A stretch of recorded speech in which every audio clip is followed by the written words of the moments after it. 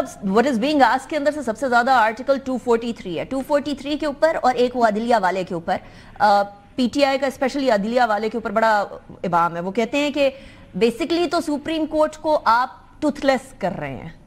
سو واقعی میں supreme court tooth لیس ہو جائے گی اس کے بعد؟ نہیں, میرا خیال ہے ان کی سمجھ کا فقدان ہے. دیکھیں 54-55 ہزار کیس پینڈنگ ہے سپریم کورٹ کے پاس. آپ جو جس میں سے اسمال نمبر میں بھی 10-12-13% جو ہے, لیس دین 15% جو ہے وہ آئینی نوعیت کے کیسز ہیں. اب آئینی نوعیت کے کیسز جو ہے وہ لازمی طور پہ ڈریگ ہوتے ہیں, بیکاز اس میں بہت سی ایسی پیچیدگیاں ہوتی ہیں جن کا امیڈیٹ جو حالات ہوتے ہیں ان پہ بھی اثر پڑتا ہے. لانگ ٹرم بھی جو ہے وہ آپ کے آئینی جو کیسز کے فیصلے ہوتے ہیں وہ ریفر ہوتے رہتے ہیں مختلف اوقات پہ.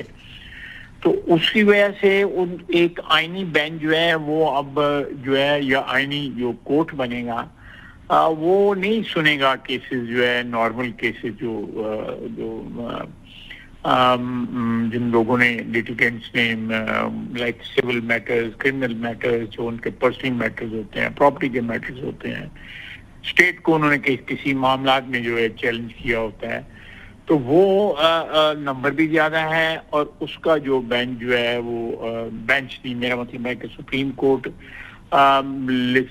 جو ہے catering to normal litigation will be separate and constitutional matters کے لیے separate. And this is not only in Pakistan, یہ کانسٹیٹیوشنل کورٹ جو ہے دنیا میں بے شمار ملکوں میں جو ہے وہ رائج ہے اور پریکٹس ہو رہا ہے.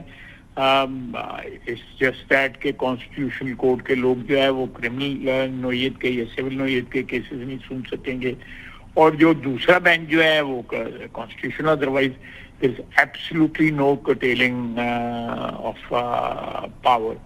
اور یہ آپ کہہ سکتے ہیں کہ چند ججز کے پاس جو ہے وہ پاور جو ہے ان کی کٹیل ہو جائے گی, وہ صرف ایک قسم کے کیس سن سکیں گے. لیکن اس کے لیے دوسرا ایک جو ہے انسٹیٹیوشن کریٹ ہو رہا ہے جس میں اس نوعیت کے کیسز ہیں.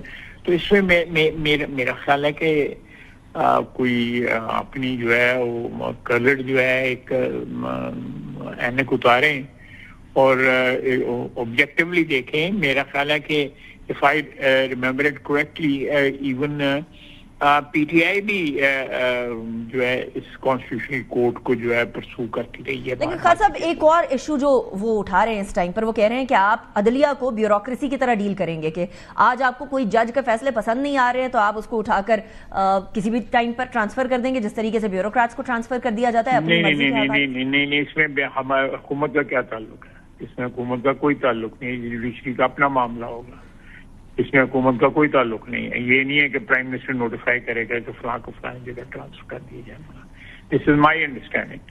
ہو سکتا ہے میری انڈرسٹینڈنگ جو ہے وہ ناقص ہو, لیکن دس از مائی انڈرسٹینڈنگ کہ اس میں بیوروکریٹ یا کوئی چیف سیکرٹری یا کوئی پرائم منسٹر یا کوئی وزیر جو ہے وہ ٹرانسفر نہیں کر رہا ہوگا. یہ کسی طور پہ غلط بات ہے.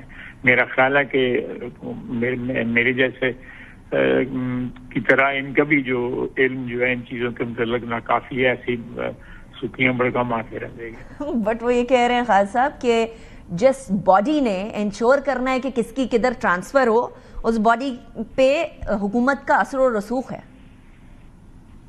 اس میں اپوزیشن کے بندے بھی ہیں اس باڈی کے اندر. وہ ایک کانسٹیٹیوشنل باڈی ہے, تو آئینی ایک باڈی ہے جس کے ہاتھ میں یہ انصرام وغیرہ انتظام اور انصرام ہوگا. سو آپ اس چیز کو رد کریں.